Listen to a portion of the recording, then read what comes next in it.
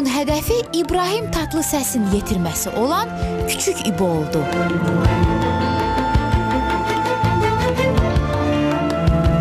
Azərbaycana ilk dəfə gələn İbo öyrəndiyi bir neçə kəlmə ilə onların keyf əhvalını soruşdu. Necəsən?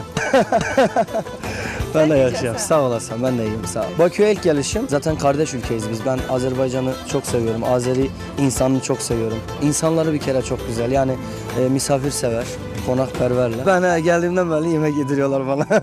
Azərbaycanın qonaqpərvər rejissoruna klip çəkdirən İbo elə Azərbaycanlı bəstəkarın da mahnısını oxudu. Deyəsən, Türkiyə şou biznesində Azərbaycan mahnısı oxumaq dəv halını alıb.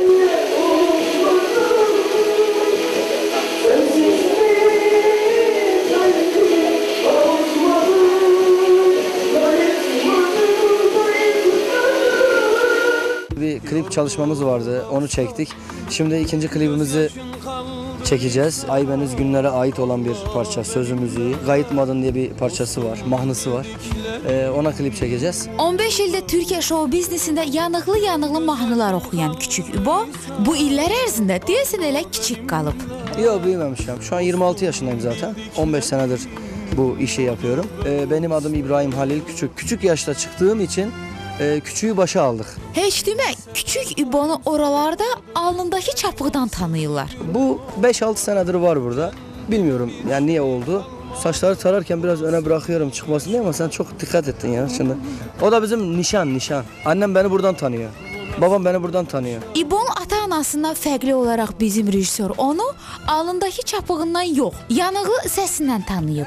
Tanıyar-tanımaz da klip çəkməyə dəvət edib. Nail Bey ile biz daha önceden tanışıyoruz. Ötən səfər olduğu kimi bu dəfə də Nail Bey bu işini Azərbaycanın uğuru hesab etdi. Bu uğur mənim uğurum deyil. Bu uğur Azərbaycanımızın, Azərbaycan klip mekerlərinin uğurudur. Yəni burada məndən çox Azərbaycanıdır və bunun neyi pisdir? Əgər klip çəkilişində şəxsi mənafe güdülürsə, o zaman bir ölkənin bu işdə udub-uduzması ağla sığmazdır. Bugünə qədər bizim sənətçilərimiz belə deyək ki, əgər bizim rejissorlara 1 manat veriblərsə, 10 manat verib xarici rejissorlara, xarici ölkələrdə klip çəkdiriblər. Azərbaycandan fərqli olaraq Türkiyədə klipin hansı rejissor çəkdiyi məlum deyil. Piyasada olanda artıq orada imza yazılmır. İmza yazılmırsa demək ki, Azərbaycanlı rejissorun adı da yazılmayacaq. Bu da o deməkdir ki, bu Azərbaycanın yox, elə rejissorun Türkiyə şou biznesindəki uğurudur. Nailin bu dəlilin məntiqsiz olduğundan o başqa əsaslar gətirdi.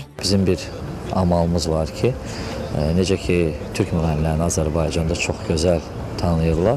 O cümlədən bizim müğənnilərdə, bizim musiqilərdə Türkiyədə tanınmalıdırlar. Biz onları daha çox tanıdıq, nəinki onlar bizləri. Ümidvarıq ki, onun bu canfəşanlığı bir nəticə verər. Hər halda hər şey onun ortalığa çıxaracağı işdən asılıdır. Yaxşı da olsa, pis də olsa onun adıdır.